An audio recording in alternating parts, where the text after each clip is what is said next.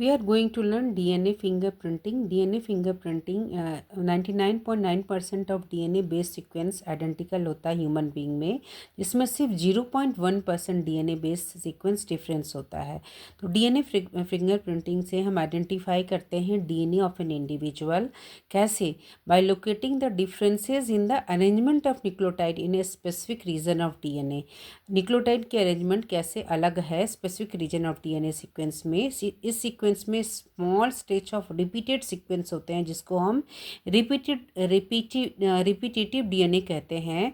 DNA fingerprinting identify करती है इस रिपीटेटिव डीएनए को, और इसमें फिर वो सेपरेट करता है। जो मेथड होता है वो होता है डेंसिटी ग्रेडिएंट सेंट्रीफ्यूगेशन मेथड।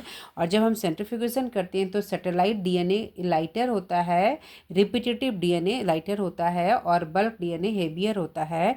तो रिपीटेटिव डीएनए सैटेलाइट डीएनए के दो रिपीट्स होते हैं, एक variable number of tandem repeat. यही क्या करता है, जो शो करता है हाई डिग्री ऑफ पॉलीमॉर्फिज्म, माने वेरिएशन एट जेनेटिक मेकअप। ठीक है। अब इसका क्या मेथड होता है, वीएनटीआर के मदद से ही हम क्या कर सकते हैं, हम इसके टेंडम रिपीट्स को, रिपीटेटिव यूनिट्स को समझते हैं। अब इसमें मेथड्स क्या है, पहले हम आइसोलेशन ऑफ डीएनए लेते हैं, ब्लड सैंपल लिए या कोई भी सैंपल, स्किन का सैंपल, हेयर का सैंपल लिए, फिर डीएनए को एक्सट्रैक्ट करें। यहाँ पे हम ब्लड सैंपल लिए ब्लड सेल से, फिर डीएनए को कट किए, किससे, रेस्ट्रिक्शन इंडोन्यूक्लियस से, डाइजेशन हुआ, कट हुआ।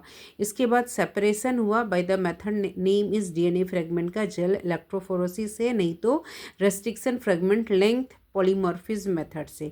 इसके बाद हम ट्रांसफ़र करेंगे, और उस मेथड को हम कहते हैं सदन ब्लोटिंग, जिसमें हम ट्रांसफ़र करने हैं नाइलोन मेम्ब्रेन में या नाइट्रोसेलुलोज मेम्ब्रेन में। फिर हम इसके रेडियोएक्टिव डीएनए प्रोब को हम प्रिपेयर करेंगे, और इसके बाद हम इसकी हाइब्रिडाइजेशन करेंगे। और हाइब्रिडाइजेशन में variable number of tandem repeat probe को हम यूज़ करेंगे।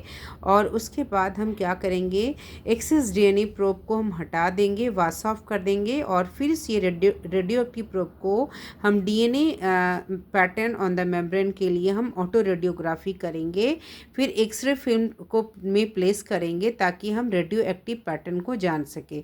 तो एक्सरे फिल्म से क्या होगा, जो उसके रिपीटेटिव जो mini band of different size है वो विजिबल हो जाएगा, और डीएनए फिंगरप्रिंट हमें पता चल जाएगा।